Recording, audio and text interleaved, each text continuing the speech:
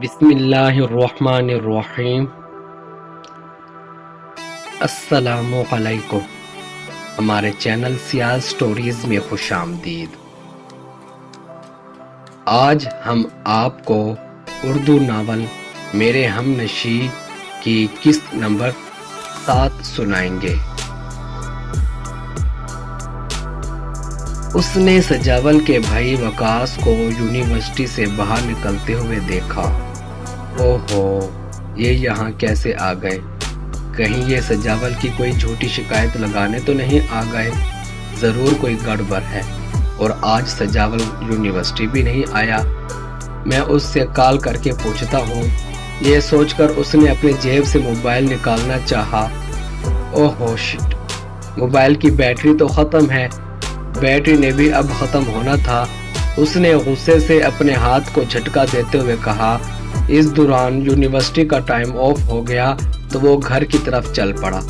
سارے راستے اسے یہ فکر لاحق رہی کہ سجاول کا بھائی وکاس یونیورسٹی کیا کرنے آئے تھے۔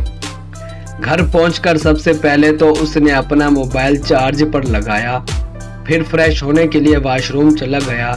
تھوڑی دیر بعد جب وہ واپس آیا تو اتنی دیر میں موبائل کسی حد تک چارج ہو چکا تھا۔ اب اس سے مزید صبر نہیں ہو سکتا تھا۔ اس نے جلدی سے سجاول کو کال ملائی۔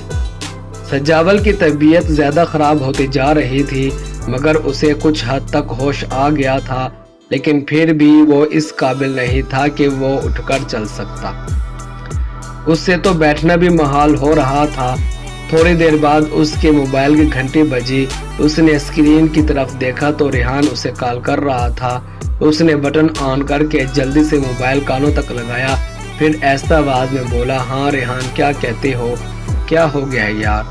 صبح سے تمہیں کتنی دفعہ فون کر چکا ہوں، مجال ہے کہ تم اٹھانے کا نام لو۔ ریحان اس سے شکوہ کر رہا تھا۔ ہاں یار، طبیعت ٹھیک نہیں، بہت تیز بخار ہے اور تھکاوٹ بھی محسوس کر رہا ہوں، ہلکے ہلکے چکر بھی آ رہے ہیں، چلنا بھی محال ہو رہا ہے، وہ بامشکل بول رہا تھا۔ اوہو، کیا ہو گیا تمہیں؟ جو بات بتانے کے لیے ریحان نے سجاول کو فون کیا تھا، وہ بات اس کی بیماری کا سن کر وہ بھول گیا۔ یار مجھے کچھ ہوش نہیں، بار بار نیند آ رہی ہے، اس نے ریحان کو بتایا۔ ریحان اس کی بیماری کا سن کر پریشان ہو گیا۔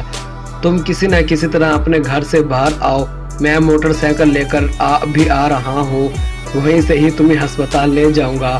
ریحان نے یہ کہتے ہوئے موبائل آف کیا اور جلدی سے موٹر سائیکل نکالنے لگا۔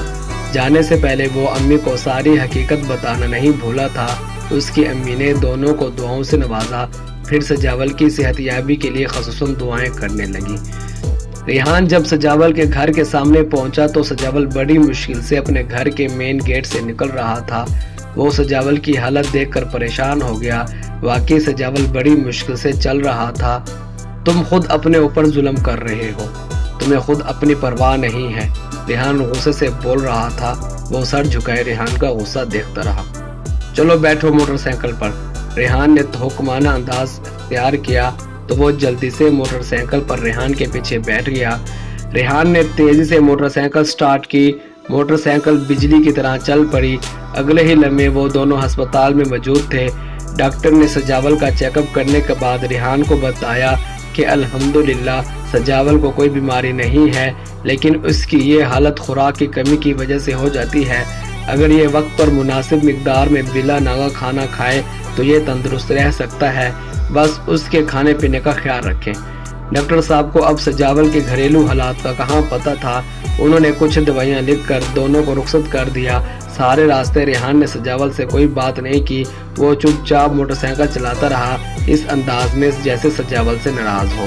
اچانک ہی سجاول نے ریحان کو موٹر سائیکل روکنے کا کہا۔ ریحان حیران تھا کہ سجاول نے موٹر سائیکل کیوں روکنے کے لیے کہا ہے۔ آگے کیا ہوا یہ جاننے کے لیے اگلی قسط کا انتظار کریں۔ اگر آپ کو ہمارا ناول پسند آ رہا ہے تو لائک کریں، کومنٹ دیں اور ہمارے چینل کو سبسکرائب کر دیں۔ شکریہ۔